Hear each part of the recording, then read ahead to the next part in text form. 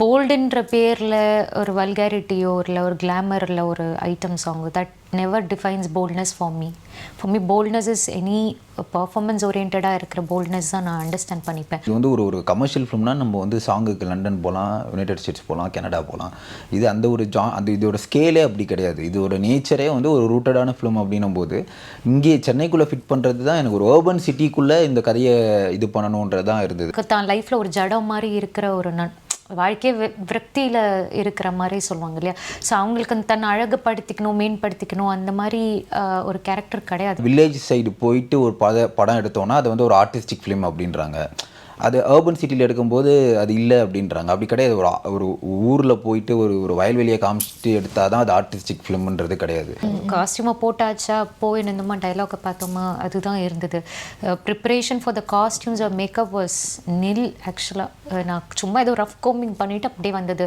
நம்ம வீட்டில் ஒரு மாதிரி இருப்போம், ஃப்ரெண்ட்ஸ் கூட ஒரு மாதிரி இருப்போம், லவ்வர்ஸ் கூட ஒரு மாதிரி இருப்போம். ஸோ நம்மளுக்குள்ளே இத்தனை சேஞ்ச் இருக்குது அப்படின்னும் போது அஃப்கோர்ஸ் ஒரு ஸ்டோரி நம்ம இது பண்ணும்போது கண்டிப்பாக ஸ்விட்சஸ் இருக்கும். இந்த படம் வந்து ஸ்மால் பட்ஜெட் படம் அப்படின்னு நீங்கள் சொல்லியிருக்கீங்க. ஸோ அந்த ரீசனால தான் நீங்கள் வந்து மோஸ்ட்லி ட்ரெய்லர் பார்க்கும்போது சென்னை லொக்கேஷன்ஸ்லேயே ஷூட் பண்ண மாதிரி இருந்தது. அதனால தான் நீங்கள் சூஸ் பண்ணீங்களா? ஏன் வந்து நீங்கள் அவுட் சைட் ஆஃப் தமிழ்நாடு அந்த மாதிரிலாம் ஷூட் பண்ணல? இல்லை, அவுட் சைட் ஆஃப் தமிழ்நாடு போகிறதுக்கான நீட் இல்லை முதல்ல. ஏன்னா இது வந்து ஒரு கமர்ஷியல் ஃபிலிம்னா நம்ம வந்து சாங்குக்கு லண்டன் போகலாம், யுனைடெட் ஸ்டேட்ஸ் போகலாம், கனடா போகலாம்.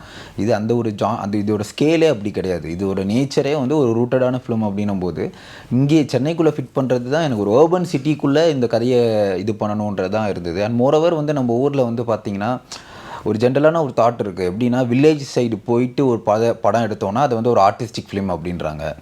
அது அர்பன் சிட்டியில் எடுக்கும்போது அது இல்லை அப்படின்றாங்க. அப்படி கிடையாது. ஒரு ஊரில் போயிட்டு ஒரு வயல்வெளியை காமிச்சிட்டு எடுத்தால் தான் அது ஆர்டிஸ்டிக் ஃபிலிம்ன்றது கிடையாது. கண்டெம்பரரி அர்பன் சிட்டிக்குள்ளேயே நம்மளால் வந்து ஒரு ஆர்டிஸ்டிக் ஃபிலிம் க்ரியேட் பண்ண முடியும். லைக் ஃபாரின் ஃபிலிம்ஸில் வாங்கார்வாய் மாதிரியோ கூப்ரிக்கோட ஃபிலிம்ஸ் மாதிரியோ நம்ம வந்து அந்த மாதிரி ஒரு சிட்டிக்குள்ளேயே ஒரு ஆர்ட்டை நம்ம க்ரியேட் பண்ண முடியும். ஸோ எனக்கு அதுக்கான நீடு வந்து வெளியே போகணுன்ற நீடு எனக்கு இல்லை. அதனால் ஸோ இங்கேயே சென்னையிலே எனக்கு வந்து பண்ணுற மாதிரி. Okay, super. ஸோ இந்த படத்தை பார்க்கும்போதே வந்து எனக்கு இன்னொரு கொஸ்டின் வந்து கேட்கணும்னு தோணுது. அதாவது ஒரு மனிதனுடைய சூழ்நிலை தான் வந்துட்டு அவங்க நல்லவன் ஆகிறதோ கெட்டவன் ஆகிறதோ வந்துட்டு முடிவெடுக்கும் அப்படின்னு நினைக்கிறீங்களா? இல்லை நீங்கள் என்ன நினைக்கிறீங்க அந்த ஒரு விஷயத்தை பற்றி? இல்லை, அஃப்கோர்ஸ் ஆமாம்ல. அந்த கிவன் சர்க்கம்ஸ்டன்ஸில் நம்ம எப்படி பிஹேவ் பண்ணுறோன்றதை பொறுத்து தான் லைஃபே ரன் ஆகுது. நம்ம வீட்டில் ஒரு மாதிரி இருப்போம், ஃப்ரெண்ட்ஸ் கூட ஒரு மாதிரி இருப்போம், லவ்வர்ஸ் கூட ஒரு மாதிரி இருப்போம். ஸோ நம்மளுக்குள்ளே இத்தனை சேஞ்ச் இருக்குது அப்படின்னும் போது அஃப்கோர்ஸ் ஒரு ஸ்டோரி நம்ம இது பண்ணும்போது கண்டிப்பாக ஸ்விட்சஸ் இருக்கும். ஸோ எமோஷனல் ஸ்விட்ச் இல்லாமல் மனுஷனோட எமோஷன்ஸே கிடையாது. அது கண்டிப்பாக இருக்கும். ஓகே. ஸோ மேம் உங்ககிட்ட என்னன்னா நன் அப்படின்ற ரோல் வந்து ப்ரெப் பண்ணும்போதே பார்த்தீங்கன்னா அவங்களுடைய ட்ரெஸ்ஸிங் சென்ஸாக இருக்கட்டும், அவங்க வந்து பிஹேவ் பண்ணக்கூடிய விஷயமா இருக்கட்டும், இதுக்கெல்லாம் நிறைய எஃபர்ட்ஸ் போடுற மாதிரி இருக்கும். ஸோ ஷூட்டிங் ஸ்பாட்டுக்கு போகிறதுக்கு முன்னாடி நீங்கள் எந்த மாதிரிலாம் எஃபர்ட்ஸ் போட்டிங்க இந்த படத்துக்கு?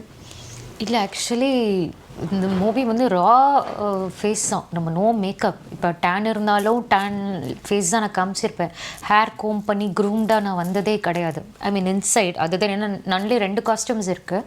ஸோ இந்த வெயில் போட்டு கவர் பண்ணுறப்போ you can see my hair style. But otherwise it's like தலை கோதி அப்படி நீட்டாக வந்து ப்ரெசன்டடாக இருக்கவே இருக்காது. ஏன்னா அந்த கேரக்டரே தன்னை மறந்து தனக்கு தான் லைஃப்பில் ஒரு ஜடம் மாதிரி இருக்கிற ஒரு வாழ்க்கையே விரக்தியில் இருக்கிற மாதிரி சொல்லுவாங்க இல்லையா. ஸோ அவங்களுக்கு தன்னை அழகுப்படுத்திக்கணும், மேம்படுத்திக்கணும், அந்த மாதிரி ஒரு கேரக்டர் கிடையாது. ஸோ அதுக்கான தேவை எனக்கு தேவைப்படலை. காஸ்டியூமை போட்டாச்சா போய் நின்றோமா டைலாக்கை பார்த்தோமா அதுதான் இருந்தது. Preparation for the costumes or makeup was nil. ஆக்சுவலாக நான் சும்மா ஏதோ ரஃப் கோமிங் பண்ணிவிட்டு அப்படியே வந்தது. அந்த இன்னொரு படமும் பண்ணிகிட்டு இருக்கா நிறைய இந்த சன் எக்ஸ்போஷரில் டேன் ஆகிருக்கும் இங்கே அங்கே. And I was not dieting at all. So நான் எந்த உடம்புல இருந்தேனோ அதே மாதிரி என்ன ஃபேஸில் இருந்தோம் அதே மாதிரி அப்படி தான் வந்திருந்தேன். So makeup wise we didn't do any effort. Okay, super. So இந்த மாதிரி ஒரு போல்டான கேரக்டர் பண்ணுறது வந்துட்டு ஃபியூச்சர்லேயே அவங்க ஃபில்மோகிராஃபிலேருந்து எக்ஸ்பெக்ட் பண்ணலாமா? as long as it gives meanings and life to the movie. இப்போ இந்த படத்தில் மரியாதை மூவி, அவங்களோட வாழ்க்கை தான் மூவி இல்லையா. ஸோ நம்ம போல்டுன்ற பேரில் ஒரு வல்காரிட்டியோ இல்லை ஒரு கிளாமரில் ஒரு item song that never defines boldness for me. Boldness is any performance ஓரியன்டாக இருக்கிற போல்ட்னஸ் தான் நான் அண்டர்ஸ்டாண்ட் பண்ணிப்பேன். Not through my costumes or not through the intimacy. Not that alone means bold. Boldness is இப்போ நம்ம அந்த ரிலீஜியஸ் ஸ்கிரிப்ட் எடுக்கிறோம் இல்லையா, அது தொடர்றதுக்கே ஒரு கட்ஸ் வேணும் இல்லை. ஸோ அந்த மாதிரி yes, if it is all convincing, meaningful and very impactful, then yes, that kind of boldness we all can do. Okay, super. So ma'am வந்து சொன்னாங்க இது வந்து ரிலீஜியஸ் பேஸ்ட் படமாக இருக்க போகுது அப்படின்னு சொல்லிட்டு. ரிலீஜன்லேயே பார்த்தீங்க அப்படின்னா நிறைய ரிலீஜன் இருக்குது. பட் நீங்கள் வந்து கிறிஸ்டியானிட்டியை வந்து தேர்ந்தெடுத்ததுக்கான எடுத்ததுக்கான ரீசன் என்ன? அண்ட் அதுலேயுமே வந்து இந்த ஸ்பெசிஃபிக்காக வந்துட்டு கன்னியாஸ்ரீ அப்படின்ற ஒரு ரோல் எடுத்ததுக்கான ரீசன் என்ன சார்? என்னன்னா இப்போது நன்னுன்றது வந்து ஒரு யூனிவர்சல் கேரக்டர். நம்ம சின்ன வயசுலேருந்து நிறையா ஹாரர் ஃபிலிம்ஸில் பார்த்துருப்போம். அது எப்படின்னா இப்போ துறவிகள் அப்படின்னா டக்குன்னு நம்ம மைண்டுக்கு வர்றது நன்ஸாக தான் இருப்பாங்க. அக்ராஸ் குளோப் நீங்கள் எடுத்துக்கிட்டிங்கன்னா ஏன்னா அவங்கள தான் அந்த துறவிகள்ன்ற அந்த ஒரு டேர்ம்ஸில் அதிகமாக நம்மளால் பார்க்கப்பட்டு பேசப்பட்டு கேட்கப்பட்ட ஒரு இது வந்து அது ஒரு யூனிவர்சல் இமேஜ் அந்த நன்னுன்றது. அப்படின்றக்கும்போது அந்த மாதிரி ஒரு கேரக்டரை வந்து நம்ம தொடும்போது ஒரு அஸ் அ ரைட்டராக வந்து நம்மளுக்கு ஒரு எக்ஸைட்டிங் ஃபேக்டர் இருக்கும். ஏன்னா அந்த கேரக்டரோட பின்புலம் நம்மளுக்கு தெரியாது. ஆனால் நம்ம ஊர்லேயும் நன்ஸ் இருக்காங்க. நம்மளே ரொம்ப ரேராக தானே நம்ம நன்ஸை பார்த்துருப்போம். ரொம்ப ஃப்ரீக்வெண்ட்டாலாம் அவங்கள வந்து நம்மளால் ரோட்டில் பார்க்கவே முடியாது. ரொம்ப ரேராக தான் பார்ப்போம்.